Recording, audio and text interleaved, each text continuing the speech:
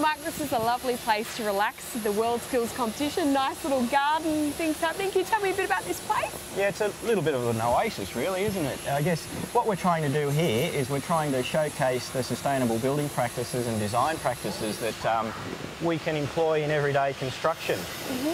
Some of the design elements, features such as the timber slats here that are angled so that they catch the sun and in the winter keep the sun out of the building, and in the summer keep the sun out of the building, and in the winter allow more sun in to keep everything warm.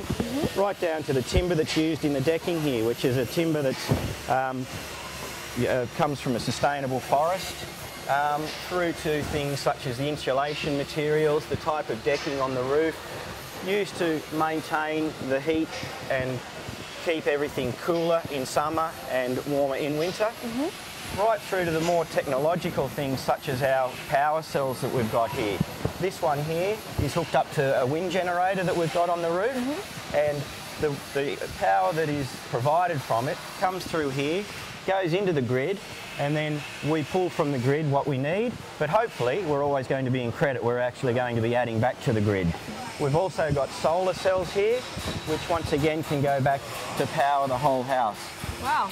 So it's just something that I hope that people who are going through the competition process can come in here and actually see what can be done on an everyday basis. And the Aussie loo as well? Well, the Aussie loo is connected up to our rainwater tank there. So the roof collects the water, runs off into the tank, and then the tank water is used for all the systems throughout the house, and then used again into the garden to keep our beautiful oasis green. So what's sustainability like all about, really? Well, I guess it's about having or lessening the impact that we have on the environment.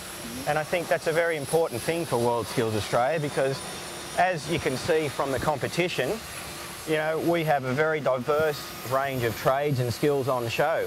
And, you know, materials, products are used constantly, and we need to make sure that what we do has as less an impact on the environment as possible. And how's the features of the sustainability place being implemented into the competition? Well, for instance, with our joinery category over here, we're using a timber that's been grown in Finland, and it has an amazing regrowth rate. So it's the first time it's being used in Australia. Wow. We also, what we're doing, even from a design feature, we design it so that there's less waste.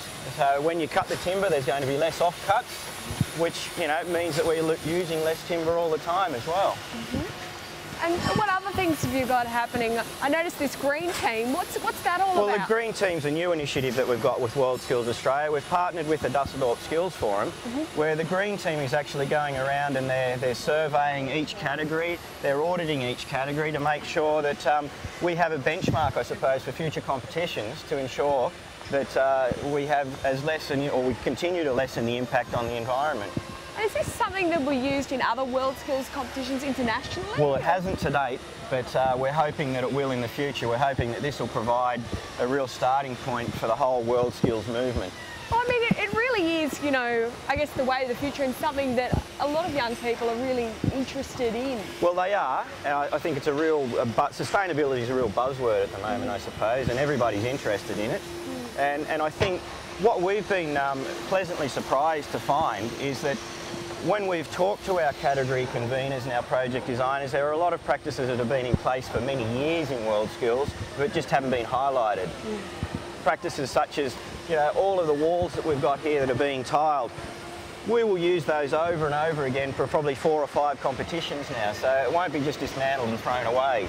You know, the bricks that are being used in bricklaying, you know, the projects which are fantastic at the moment will be taken down, the bricks will be cleaned, and they'll probably go back to TAFE colleges to be reused over and over again in the training system out there.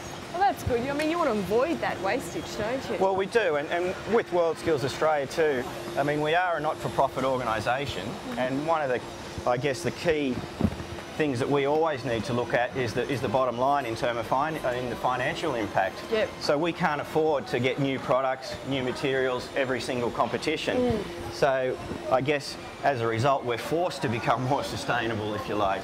And this, I mean, goes across to every aspect of the competition, doesn't it? I mean, in hospitality, they get extra marks in the cookery for making the most of their product. And absolutely, they are judged on that, but and they're also judged on things like, you know, they're slaving away over a hot stove, but they will lose marks if they leave their gas burners on, for instance, when they're not being used. So that way we're minimising the gas. Over in the painting and decorating category, they lose marks for using too much water when they're cleaning their brushes, that sort of thing. So all the time the competitors need to be thinking, okay, how am I going to minimise my impact on the environment?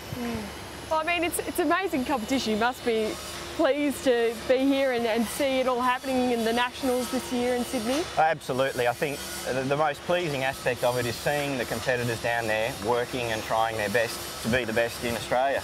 Well, thank you for giving me an insight into WorldSkills and sustainability. Thanks, Lucy.